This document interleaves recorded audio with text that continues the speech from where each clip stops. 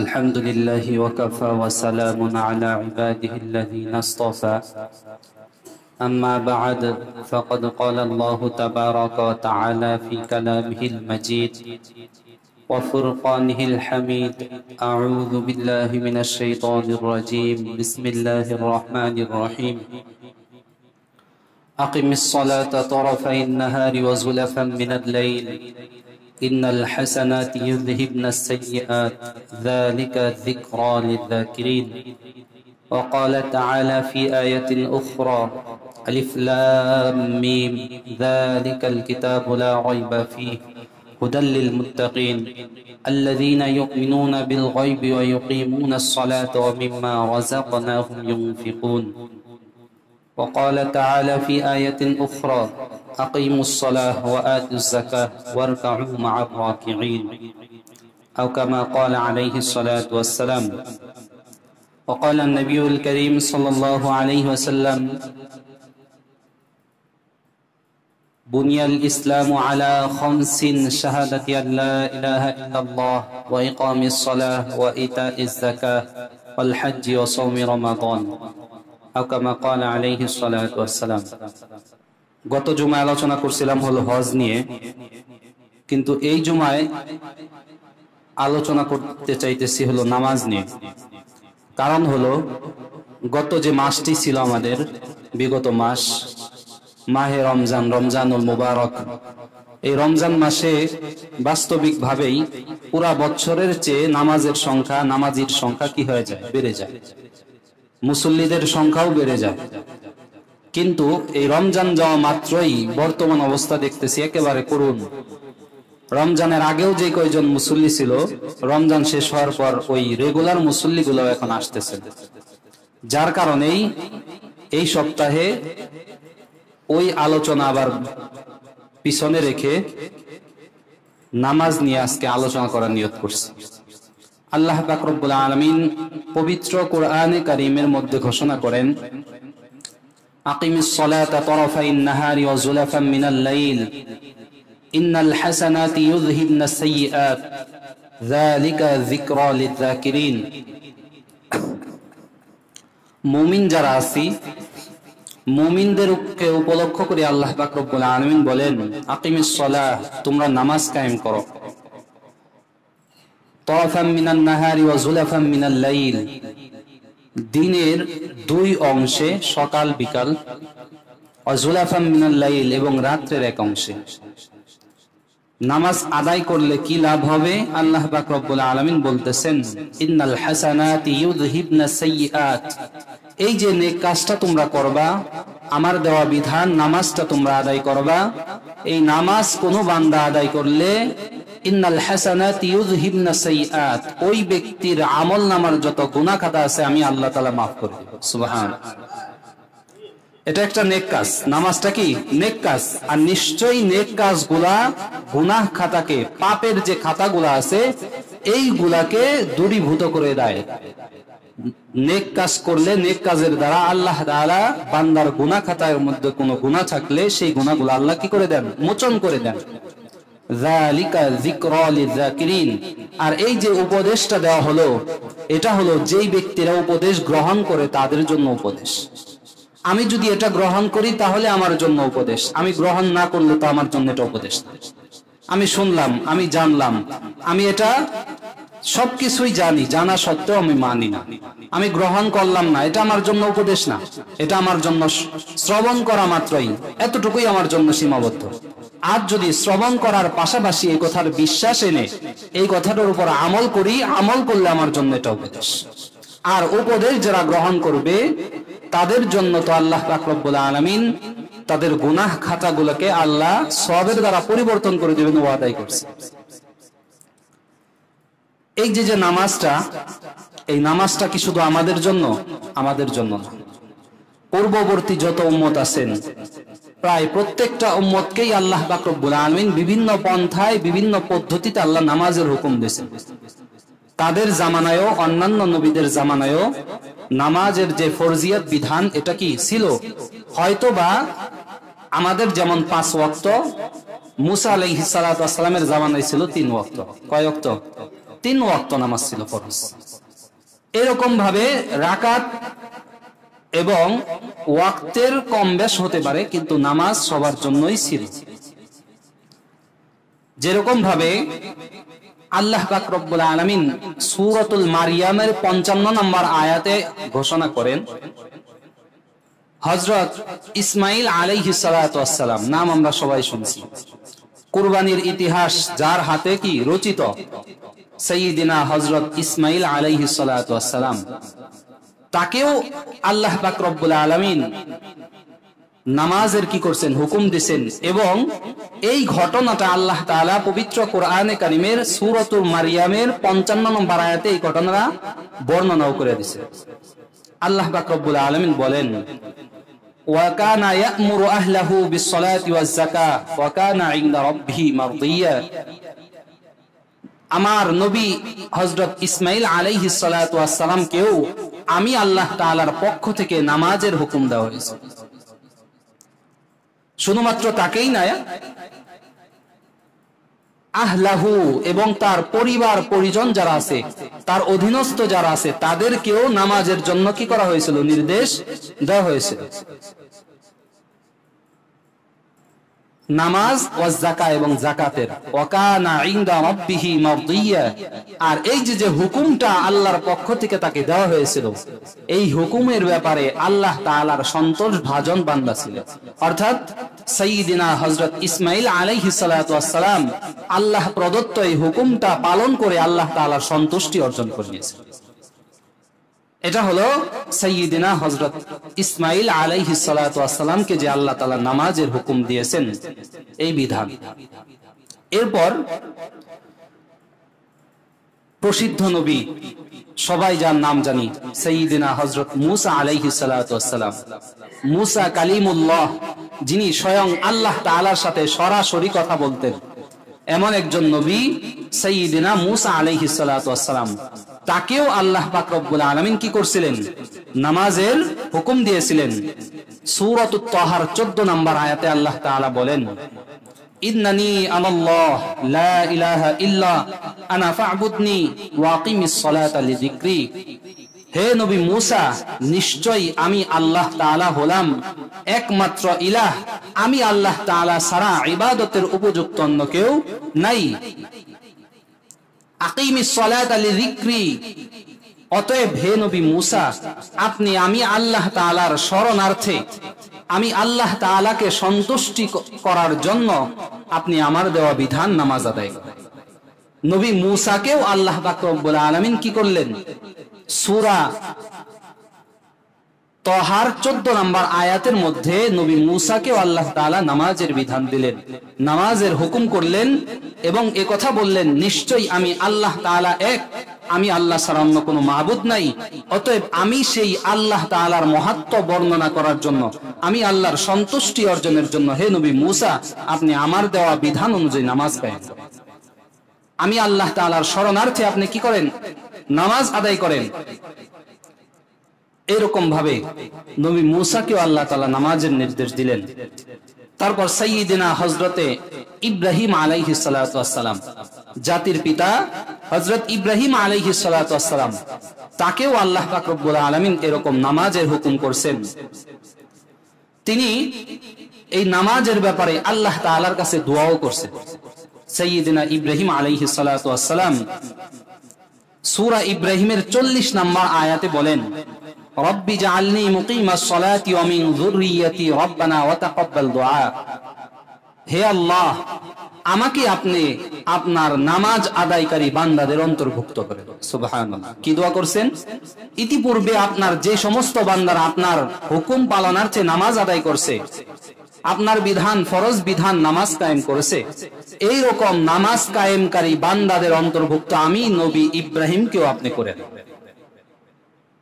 রব্বি জাআলনি মুকিমাস সালাতি ওয়া মিন যুররিয়্যাতি, এতটুকু না, আরো দোয়া করছেন, হে আল্লাহ, আমার আওলাদ যারা আসবে, আমার বংশধর যারা আসবে, আমার ঔরসের যত সন্তানাদি আসবে, হে আল্লাহ, আমাকে সহ আপনার আমার ওই সন্তানাদিকেও আপনার দেওয়া বিধান যে নামাজ আছে, এই নামাজের পাবন্দি করার সুযোগ দান। আমাকেও নামাজি বানান, আমার পরিবার পরিবর্গ, আমার সন্তান সন্ততি, আমার আহলে বাইত যারা আসবে তাদেরকেও আপনি কি করেন, নামাজি বানায়া দেন। এই দোয়া আল্লাহ তাআলার কাছে করলেন।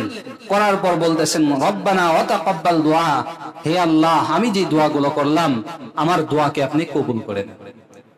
তাহলে নবী সাইয়্যিদা ইব্রাহিম আলাইহিস সালাতু ওয়াস সালামও তিনি নিজের জন্য নামাজের দোয়া করছেন এবং তার পরিবার পরিজন যারা আছে, আহলে বাইত যারা আছে তাদের জন্যও তিনি নামাজের কি করছেন, দোয়া করেছেন। এখন আসেন সর্বশেষ নবী, সর্বশ্রেষ্ঠ নবী সাইয়্যিদিনা হযরতে মুহাম্মদুর রাসূলুল্লাহ সাল্লাল্লাহু আলাইহি ওয়াসাল্লাম, তার ব্যাপারে কোরআনে কারিমে নামাজের কি হুকুম আসছে। আল্লাহ পাক রব্বুল আলামিন সূরাতুত তাহার 132 নম্বর আয়াতে আমাদের নবীকে উপলক্ষ করে আল্লাহ তাআলা বলেন, ওয়া'মুর আহলাকা বিস-সালাতি ওয়াসতাবির আলাইহা লা নাসআলুকা রিজকা নাহনু নারযুকুকা ওয়াল আকিবাতু লিত-তাকওয়া।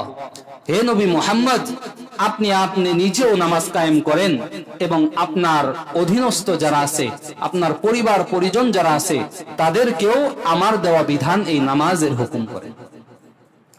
ওয়া'মুর আহলাকা বিস-সালাহ, হে নবী আপনি নিজেও নামাজ কায়েম করেন এবং আপনার অধীনস্থ যারা আছে, আপনার পরিবার বর্গ যারা আছে তাদেরকেও আমার দেওয়া বিধান এই নামাজের জন্য হুকুম করেন। ওয়াসতাবির আলাইহা, শুধুমাত্র 1-2 ওয়াক্ত পরেই তারা ক্ষান্ত হবে এরকম না, ওয়াসতাবির আলাইহা, মৃত্যুর আগ পর্যন্ত যেন তারা এই নামাজের উপর অটল থাকে এই বিষয়ে তাদের উপদেশ দান করা। অর্থাৎ নবীজিকে আল্লাহ পাক রব্বুল আলামিন মৃত্যুবরণ করা পর্যন্ত নামাজের উপর অটল থাকার নির্দেশ দিয়েছেন নবীজিকে এবং তার পরিবার পরিজনকে। লা নাসআলুকা রিজকা, হে নবী আপনার কাছে তো আমি কোনো রিজিক অনুসন্ধান করি না। হে নবী আপনার পরিবার কারো কাছে আমি আল্লাহ তাআলা রিজিক চাই না যে আমাকে রিজিক দিতে হবে, এরকম কোনো চাওয়া আমার নাই। আমার চাওয়া হলো একমাত্র আমি আল্লাহ তাআলার সন্তুষ্টি অর্জনের জন্য, আমি আল্লাহ তাআলার গোলামি করার জন্য 5 ওয়াক্ত যখন আমার পক্ষ থেকে মুয়াজ্জিন ডাক দিবে মসজিদে গিয়ে, পুরুষ যারা তারা মসজিদে গিয়ে আমি আল্লাহ তাআলার কুদরতি পায়ে সেজদা দিবে, এটাই আমার চাওয়া। আমি আল্লাহ আপনার কাছে কি চাই না, রিজিক চাই না। নাহনু নারযুকুকা, বরং আমি আল্লাহই আপনাকে এবং আপনার পরিবার পরিজন যারা আছে তাদেরকে আমি আল্লাহ নিজে রিজিকের ব্যবস্থা। সুবহানাল্লাহ। ওয়াল আকিবাতু লিত-তাকওয়া, আর তাকওয়া অর্জনকারী মুত্তাকি যারা আছে তাদেরকে আল্লাহ পাক রব্বুল আলামিনের পক্ষ থেকে সেই শুভ পরিণতি, কিয়ামতের ময়দানে শুভ পরিণতি ওই তাকওয়াবান মুত্তাকিদের জন্যই আল্লাহ রেখে দিয়েছেন। সুবহানাল্লাহ। অর্থাৎ আমরা যদি তাকওয়া অর্জন করতে পারি, মুত্তাকি যদি আমরা হতে পারি, মুত্তাকি কিভাবে হব? আল্লাহ পাক রব্বুল আলামিন সূরাতুল বাকারার 3 নম্বর আয়াতে বলতেছেন, আলিফ লাম মিম যালিকাল কিতাবু লা রাইবা ফীহি হুদাল লিল মুত্তাকিন। আলিফ লাম মিম এর অর্থ আল্লাহ পাক রব্বুল আলামিনই ভালো জানেন। যালিকাল কিতাব লা রাইবা ফীহি হুদাল লিল মুত্তাকিন, এটা হলো এমন একটা কিতাব, কোরআনে কারীমের কথা বলতেছে, এটা এমন একটা কিতাব লা রাইবা ফীহি, এই কিতাবের মধ্যে বিন্দু পরিমাণ কোনো সন্দেহ নাই। হুদাল লিল মুত্তাকিন, মুত্তাকি যারা তাদের জন্য হেদায়েত স্বরূপ। এখন মুত্তাকি কারা? আল্লাহ তাআলা পবিত্র এই কোরআনে কারীমের বাকারার 3 নম্বর আয়াতে বলতেছেন, আল্লাযীনা ইউকিমুনাস সালাতা ওয়া মিম্মা রাযাকনাহুম ইউনফিকুন, যারা আল্লাযীনা ইউমিনুনা বিল গায়ব ওয়া ইউকিমুনাস সালাহ। প্রথম মুত্তাকিদের প্রথম বৈশিষ্ট্য হলো আল্লাযীনা ইউমিনুনা বিল গায়ব, যারা আমি আল্লাহ তাআলার উপর অদৃশ্য, আমি আল্লাহ তাআলাকে না দেখেই নবীর দেওয়া সেই বার্তা অনুযায়ী আমি আল্লাহর উপর বিশ্বাস করি। অদৃশ্যের উপর কি করে? আমি আল্লাহ তাআলার উপর ঈমান আনে। আল্লাহকে আমরা কেউ দেখছি? কেউ দেখি নাই, তারপর আমরা কার উপর ঈমান আনি? আল্লাহর উপর ঈমান আনি। 1 নম্বর বৈশিষ্ট্য। ওয়া ইউকিমুনাস সালাত, 2 নম্বর বৈশিষ্ট্য হলো যারা আমি আল্লাহ তাআলার দেওয়া বিধান, আমি আল্লাহ তাআলার দেওয়া বিধান সেই নামাজটাকে কায়েম করে। ওয়া ইউতুনাজ যাকাত, এবং 3 নম্বর হলো আমি আল্লাহ তাআলার দেওয়া যে মাল আছে সেই মাল থেকে আমি আল্লাহ তাআলার দেওয়া পন্থা অনুযায়ী খরচ করি। মুত্তাকিদের 3টা বৈশিষ্ট্য। 1 নাম্বার হলো আল্লাহ তাআলাকে না দেখে বিশ্বাস করা, 2 নাম্বার আল্লাহ তাআলার দেওয়া বিধান নামাজ কায়েম করা, 3 নাম্বার হলো যেই সমস্ত ব্যক্তিরা আল্লাহ তাআলার দেওয়া যে মাল আছে সেই মালের একটা অংশ যাকাত হিসেবে আল্লাহ তাআলার রাস্তায় খরচ করে। অর্থাৎ মুত্তাকিদের বৈশিষ্ট্যের মধ্যে আমরা 2 নাম্বার বৈশিষ্ট্য পাইলাম, যেই সমস্ত ব্যক্তিরা আল্লাহর দেওয়া বিধান নামাজ কায়েম করে।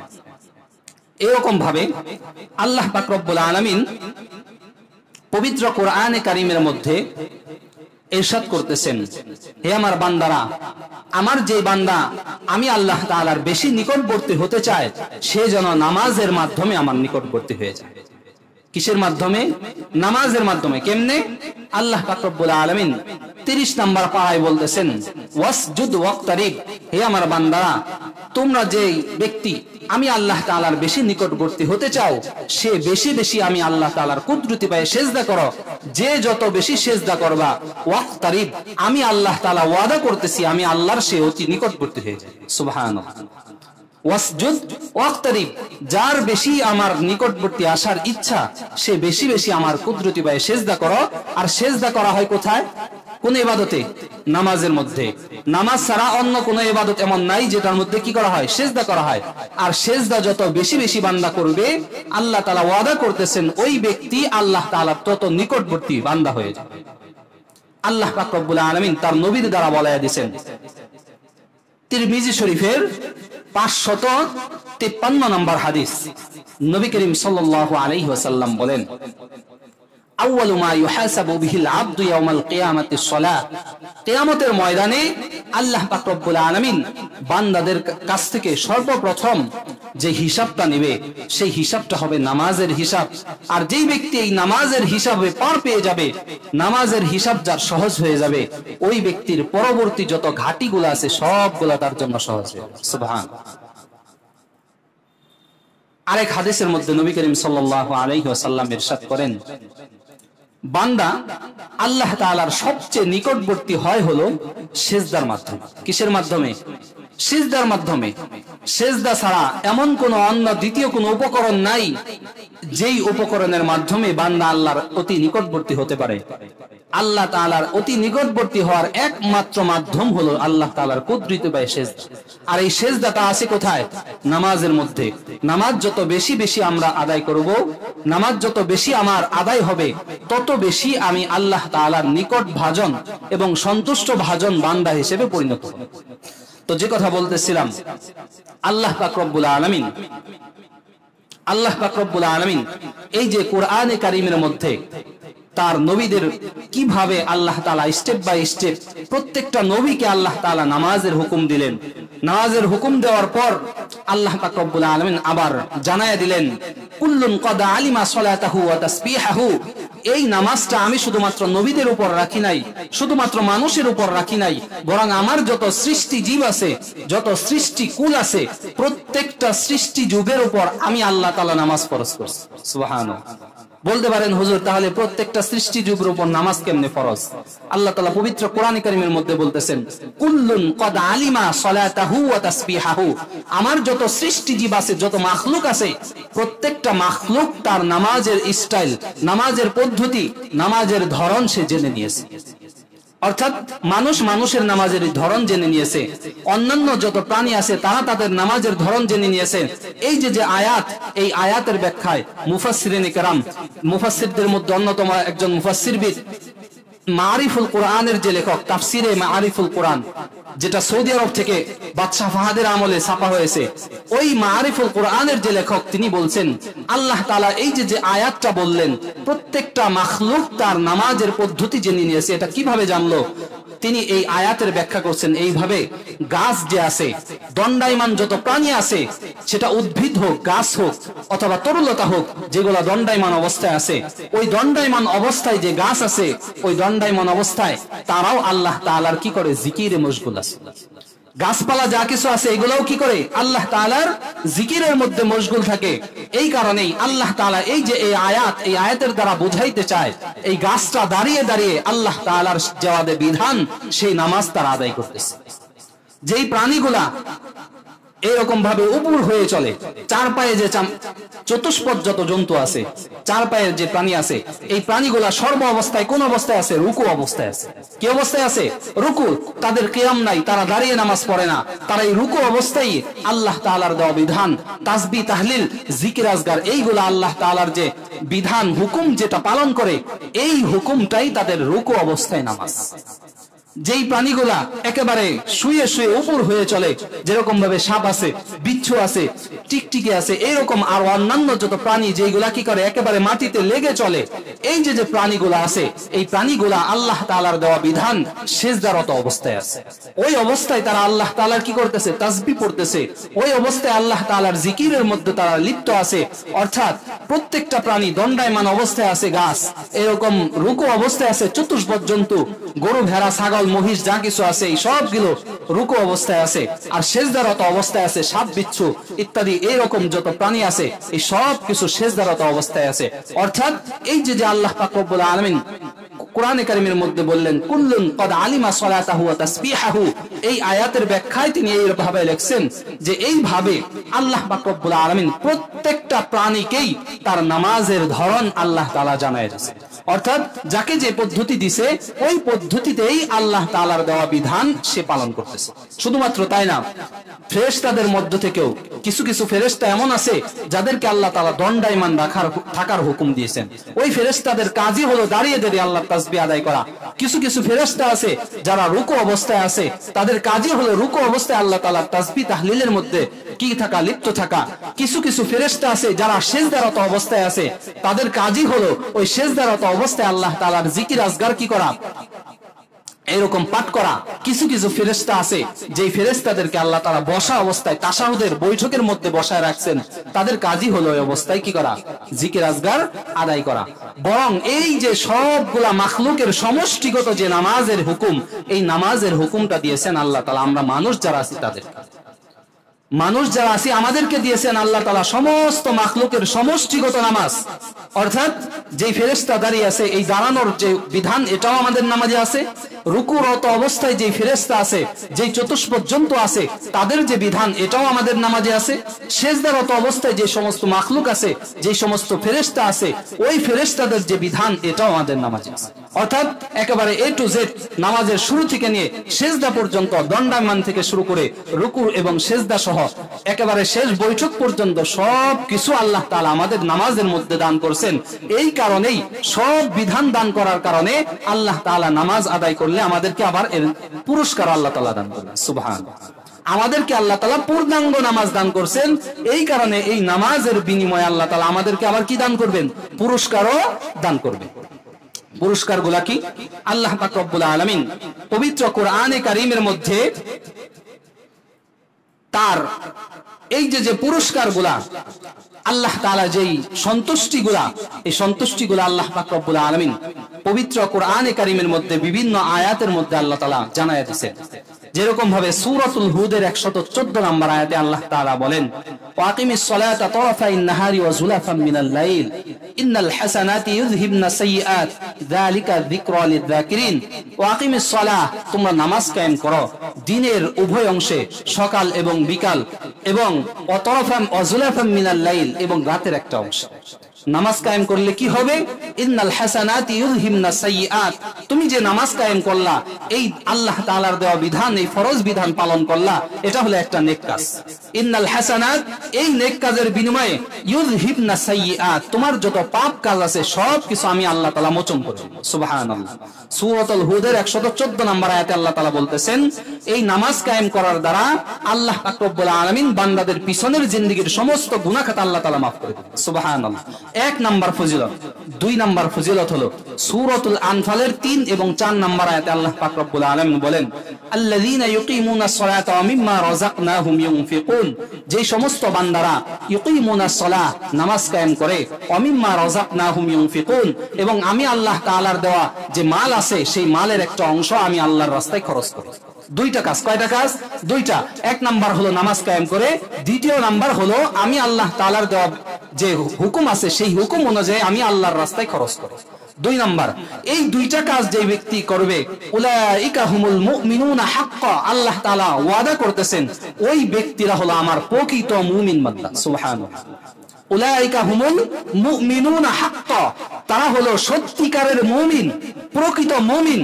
তাদের প্রতিদানটা কি হবে আমি আল্লাহ জানায় দিলাম। পরের আয়াতে আল্লাহ তাআলা বলতেছেন লাহুম দারাজাতুন ইনদা রাব্বিহিম ওয়া মাগফিরাতু ওয়া রিজকুন কারীম, আমি আল্লাহ তাআলার পক্ষ থেকে তাদের জন্য রয়েছে কিয়ামতের ময়দানে মর্যাদাবান একটা স্তর। দারাজাত, দারাজাত শব্দের অর্থ হলো স্থান, স্তর, মর্যাদাবান একটা স্তর। শুধুমাত্র তাই না, ওয়া মাগফিরা, কিয়ামতের ময়দানে তাদের জন্য রয়েছে ক্ষমা। কিসের ঘোষণা? ওয়া মাগফিরাতুন, আমি আল্লাহর পক্ষ থেকে ক্ষমার ঘোষণা। ওয়া রিজকুন কারীম, এবং তাদের জন্য রয়েছে সম্মানজনক রিজিকের ব্যবস্থা। সুবহানাল্লাহ। নামাজ কায়েম করলে, যাকাত আদায় করলে ওই ব্যক্তিদের সম্পর্কে আল্লাহ তাআলা কোরআনে ঘোষণা করছেন তারাই হলো প্রকৃত মুমিন। প্রকৃত মুমিন হতে হলে অবশ্যই তাকে নামাজ কায়েম করতে হবে, নামাজ আদায় করতে হবে, এবং তার দেওয়া বিধান যে যাকাত সেটা অবশ্যই পালন করতে হবে। দেখেন, শুধুমাত্র তাই না, আল্লাহ পাক রব্বুল আলামিন সূরাতুল মুমিনুনের 9, 10 এবং 11 নম্বর আয়াতে মুমিনদেরকে আল্লাহ তাআলা কি করতেছেন, মুমিনদের বৈশিষ্ট্য বর্ণনা করতেছেন। আল্লাহ পাক রব্বুল আলামিন বলেন ওয়াল্লাযীনা হুম আলা সালাতিহিম ইউহাফিজুন, যে সমস্ত ব্যক্তিরা, যে সমস্ত বান্দারা তাদের নামাজকে হেফাজত করে। আল্লাযীনা হুম আলা সালাতিহিম ইউহাফিজুন, যারা তাদের নামাজকে হেফাজত করে, নামাজকে ঠিকমতো আদায় করে, উলাইকা হুমুল ওয়ারিসুন, আমি আল্লাহ ওয়াদা করলাম তারা হবে কিয়ামতের ময়দানে আমার ওয়ারিস। সুবহানাল্লাহ। কিসের ওয়ারিস? আল্লাযীনা ইয়ারিসুনাল ফিরদাউস, আমি আল্লাহ ওয়াদা করলাম ওই বান্দারা হবে জান্নাতুল ফিরদাউসের ওয়ারিস। সুবহানাল্লাহ। জান্নাতুল ফিরদাউস কেউ যদি পেয়ে যায় তাহলে তার কিয়ামতের ময়দানে আর কিছু দরকার আছে? কিছু প্রয়োজন আছে? কিছু প্রয়োজন নাই। কেননা আল্লাহ পাক রব্বুল আলামিন কোরআনে কারীমের কয়েকটা আয়াতের মধ্যে বলতেছেন যে জান্নাতুল ফিরদাউস হলো জান্নাতের সবচেয়ে মর্যাদাবান এবং সবচেয়ে সমুন্নত যে জান্নাত, এটার নাম হলো জান্নাতুল ফিরদাউস। সবচেয়ে মর্যাদা সম্পন্ন যে জান্নাত, ওই জান্নাতের নাম হলো কি? জান্নাতুল ফিরদাউস। আর এই জান্নাতুল ফিরদাউস কারো যদি ভাগ্যে জুটে যায় তাহলে তো সে সবচেয়ে সম্মানী একজন জান্নাতি। কি কাজ করলে? আল্লাহ তাআলা বলতেছেন আল্লাযীনা হুম আলা সালাতিহিম ইউহাফিজুন, শর্ত হলো তাকে নামাজকে কি করতে হবে? হেফাজত করতে হবে। যথাযথভাবে নামাজটাকে কি করতে হবে? আদায় করতে হবে।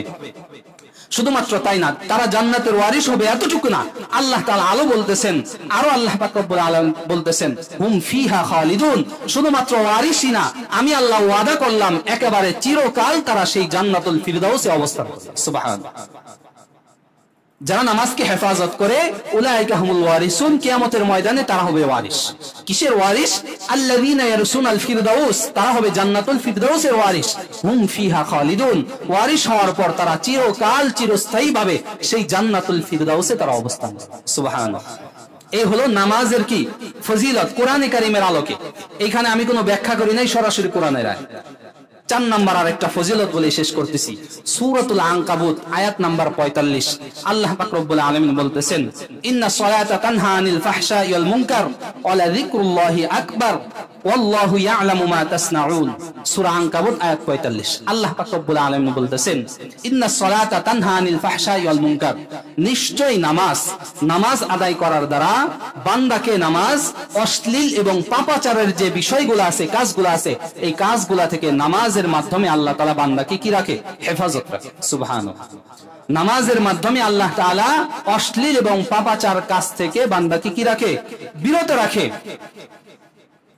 ওয়ালা যিকরুল্লাহি আকবার, আর আল্লাহ তাআলার এই স্মরণ অর্থাৎ এই নামাজটা সবচেয়ে বড় ইবাদত।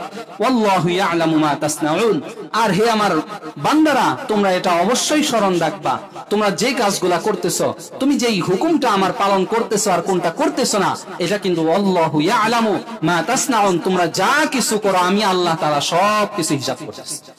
সব কিছুর কি রাখতেছি? আমি আল্লাহ হিসাব রাখতেছি। অতএব তোমরা কি করো? নামাজ এবং নামাজের যে বিধান, এই নামাজের বিধানটা তোমরা কি করো? পালন করো। নবীজির একটা হাদিস বলে আমি আলোচনা শেষ করতেছি। নবীজির একজন প্রসিদ্ধ সাহাবী হযরত আবু যর রাদিয়াল্লাহু তাআলা আনহু, সবাই নাম শুনছি, হযরত আবু যর গিফারি রাদিয়াল্লাহু তাআলা আনহু, তিনি বর্ণনা করেন আবু দাউদ শরীফের 1319 নম্বর হাদিস। তিনি ইরশাদ করেন একদা আমি নবী করিম সাল্লাল্লাহু আলাইহি ওয়াসাল্লামকে দেখলাম, আবু যর গিফারি রাদিয়াল্লাহু তাআলা আনহু বলতেছেন, নবী করিম সাল্লাল্লাহু আলাইহি ওয়াসাল্লামের সাথে আমি একদা শীতকালে একটা সফরের মধ্যে ছিলাম। তিনি একটা গাছের নিচে গেলেন, যাওয়ার পর দেখলেন এই গাছের ডাল থেকে পাতা ঝরতেছে। শীতকালে পাতা ঝরে না? নবীজি ওই গাছের ডালের মধ্যে ধরলেন, ধরে একটু নাড়া দিলেন। দেওয়ার পর আমি আবু যরকে জিজ্ঞাসা করতেছে, হে আবু যর, আমি এরকম কেন করলাম, তুমি জিজ্ঞাসা করলে না? তখন আবু যর রাদিয়াল্লাহু তাআলা নবীজিকে জিজ্ঞাসা করলেন, হে আল্লাহর রাসূল, আপনি বলেন কেন এরকম করলেন? তখন আবু যর গিফারিকে উপলক্ষ করে নবীজি বলতেছেন, হে আবু যর, আল্লাহ তাআলার যে বান্দা আমার আল্লাহ তাআলার সন্তুষ্টি অর্জনের জন্য নামাজ কায়েম করে, এই যে গাছের পাতাটা আমি ডালটা ধরে ঝাড়া দেওয়ার সাথে সাথে যেরকম তা এই গাছের ডালের যত পাতা ছিল সবগুলো শুকনো পাতা কি হয়ে গেল, ঝরে মাটিতে পড়ে গেল। আমার উম্মতকে তুমি জানায়া দিবা, আমার ও যে উম্মত আল্লাহর সন্তুষ্টি অর্জনের জন্য নামাজ কায়েম করে, আল্লাহ তাআলাও তার আমলনামা থেকে এরকম গাছের পাতা যেরকম ঝরে সাফ হয়ে গেছে, তার আমলনামা থেকে সমস্ত গুনাহ খাতা আল্লাহ তাআলা ঝরিয়ে সাফ করবে। সুবহানাল্লাহ। অর্থাৎ নামাজ যে কায়েম করবে, আল্লাহ পাক রব্বুল আলামিন তার জিন্দেগীর সমস্ত গুনাহ খাতা নামাজের বিনিময়ে আল্লাহ তাআলা মাফ করবে। সুবহানাল্লাহ। এই কারণেই আমাদের উচিত হবে সর্ব অবস্থায় নামাজের কি করা, পাবন্দী হওয়া। হযরত হুযায়ফা রাদিয়াল্লাহু তাআলা আনহু তিনি বলেন, কানা রাসূলুল্লাহ সাল্লাল্লাহু আলাইহি ওয়াসাল্লাম ইদা হাযাবাহু আমরুন, যখন নবী করিম সাল্লাল্লাহু আলাইহি ওয়াসাল্লাম কোন একটা টেনশনে পড়তেন, চিন্তায় পড়ে যেতেন, বাদা ইলা সালাত, তৎক্ষণাৎ তিনি নামাজের মধ্যে মনোনিবেশ করতেন। একটা চিন্তা, একটা টেনশন তাকে কি আক্রান্ত করছে, সাথে সাথে তিনি কোথায় যাইতেন? 2 রাকাত নামাজের মধ্যে তিনি মনোনিবেশ করতেন। কারণ কি? নামাজের মধ্যে মনোনিবেশ করার দ্বারা তিনি তার অন্তরকে প্রশান্ত করতেন। আল্লাহ তাআলার কাছে দোয়া করার মাধ্যমে, নামাজের মাধ্যমে তার সমস্যা তিনি সমাধান করতেন। এরকম অনেক ঘটনা আছে। নবীর এক সাহাবী এরকম নবীর দরবারে আসছে, হে আল্লাহর হাবিব, আমার ঘরে তো এরকম আসবাবপত্র বা এরকম খাওয়ার মতো কোনো উপযোগী কোনো সামান আমার ঘরে নাই। হে আল্লাহর হাবিব, আপনি দোয়া করেন আল্লাহ যেন আমার জন্য খাবারের ব্যবস্থা করে, রিজিকের ব্যবস্থা করে। ওই সাহাবীকে আল্লাহর হাবিব বলছে, তুমি যাও সুন্দর করে ওযু করে তোমার বিবিকে সহ তুমি ঘরে গিয়ে নামাজ আদায় করো, নামাজ আদায় করে আল্লাহর দরবারে চাও, আল্লাহ তাআলা তোমার রিজিকের ব্যবস্থা করবে। ওই সাহাবী গেছে, যা সুন্দর করে ওযু করে 2 রাকাত নামাজ পড়ে আল্লাহর দরবারে দোয়া করছে, রিজিকের কোনো ব্যবস্থা হয় নাই। আমার দৌড় দিয়া নবীর দরবারে গেছে, হে আল্লাহর হাবিব, আপনি যেভাবে বলছেন সেভাবে করলাম, কিন্তু আমার রিজিকের ব্যবস্থা হয় নাই। আল্লাহর হাবিব আবার ঘুরাইয়া দিছে, হয়তোবা তোমার নামাজে কোনো ত্রুটি আছে, আবার যাও, আবার উত্তম রূপে ওযু করে আবার ওই একই ভাবে ওই কাজটা করো।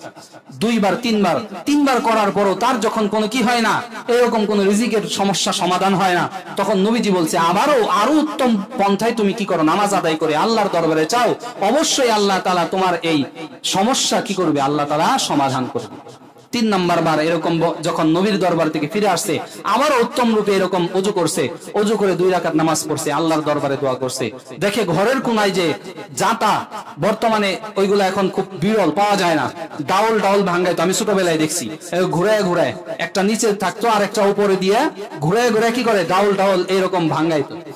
একটা চাক্কি বা জাতা যেটাকে বলা হয়, এই জাতা ঘরের কোনায় ছিল।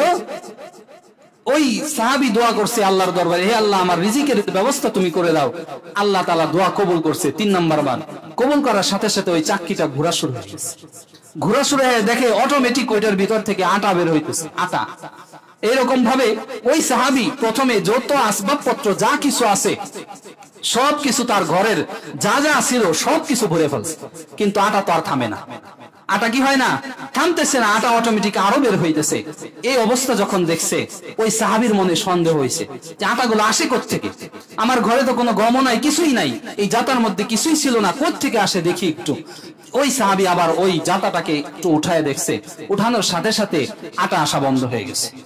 নবীর দরবারে দৌড় দিয়ে গেছে, কারণ যে কোনো সমস্যা সম্মুখীন হইলে সাথে সাথে সাহাবায়ে কেরাম কার কাছে যাইতেন, নবীর কাছে গেছেন। যাওয়ার পর বলতেছি, হে আল্লাহর হাবিব, এরকম 3 নাম্বার বার নামাজ আদায় করার পর আমার তো সমস্যা সমাধান হয়েছিল, এই আটা এগুলো আস্তে আস্তে আমার সমস্ত পাত্র ভরে গেছে। যখন আমার মনের মধ্যে একটা সন্দেহ হইল, কোত্থেকে আসে এইগুলা, একটু দেখি, দেখার জন্য যখন জাতাটা উঠাইছি, সাথে সাথে আটা আসা বন্ধ হয়ে গেছে।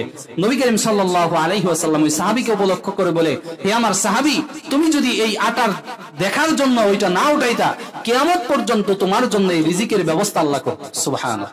অর্থাৎ এটা আর কি হইতো না, বন্ধ হইতো না, তুমি আজীবন এটা থেকে এই আটা বিক্রি করে করে তোমার জীবিকা উপার্জন করতে পারতে, কারণ আল্লাহর দরবারে তোমার দোয়াটা এমন ভাবে কবুল হয়ে গেছে। এই কারণেই রিজিকের ব্যবস্থা আল্লাহ পাক রব্বুল আলামিন নামাজের মাধ্যমে কি করে থাকেন। আপনাদের কাছে আমার আকুল আবেদন থাকবে, রমজান মাসে আলহামদুলিল্লাহ আপনারা অনেক সুন্দর, অনেক বেশি বেশি ইবাদত বন্দেগী করছেন, কিন্তু বর্তমানে অবস্থাটা একেবারেই ভয়াবহ করুন। মুসল্লিদের সংখ্যা একেবারেই নাজুক, যারা আসে তারা জানে। আপনাদের কাছে আমার আকুল আবেদন থাকবে, এই যে নামাজটা আমরা কায়েম করব, নামাজটা আমরা পড়বো, এটা তো আমার নিজের লাভ। লাভ কার? আমার নিজের। যে নামাজ পড়বে তার লাভ। এইখানে আমার লাভটা কি? আমার কথাই যদি আপনি এই প্ররোচিত হয়ে, আমার কথায় উদ্বুদ্ধ হয়ে যদি আপনি নামাজটা পড়েন, সেই ক্ষেত্রে আপনার নামাজ থেকে আমি একটা অংশ আমি পাবো, আমি সওয়াবটা পাবো, এতটুকুই আমার লাভ। এছাড়া আমার কোনো দুনিয়াতে কোনো লাভ নেই, দুনিয়াবি কোনো লাভ আমার নাই। অতএব আপনাদের কাছে আমার আকুল আবেদন থাকবে, আপনি যে কোনো কাজের মধ্যেই ব্যস্ত থাকি না কেন, যে কোনো কাজের মধ্যে আমি লিপ্ত থাকি না কেন, আল্লাহ তাআলার দেওয়া বিধান, ফরজ বিধান, এই নামাজটা যেন আমাদের দ্বারা কি বিলুপ্ত না হয়ে যায়। দেখেন, একটা প্রশ্ন যদি আল্লাহ তাআলা কিয়ামতের ময়দান আমাকে করে, হে আমার বান্দা, তুমি যখন একেবারে ব্যস্ত সময় কাটাইছো, ওই সময়ের হিসাব আমি চাই না। তুমি যখন অবসর সময় বসে বসে চায়ের দোকানে আড্ডা দিয়ে তোমার সময়টা কাটাইছো, অথবা বাড়িতে এমনিই শুয়ে আসো, বসে আসো, মসজিদে আজান হয়েছে, তোমার কানে আজানের আওয়াজটাও বসছে, হে আমার বান্দা, অবসর যেই সময়টা তুমি নামাজ কাজা করছো, শুধুমাত্র ওই সময়টার হিসাব দিয়ে তুমি জান্নাতে যাও, আমার মনে হয় না কোনো ব্যক্তি আমরা এটা দিতে পারবো। অবসর সময় যে তুমি নামাজটা নষ্ট করছো, শুধু ওই অবসর সময়ের হিসাবটা দিয়ে তুমি জান্নাতে চলে যাও, এই প্রশ্নটাও যদি আমাকে আপনাকে আল্লাহ তাআলা কিয়ামতের ময়দানে করে, আমরা ধরা খেয়ে যাব।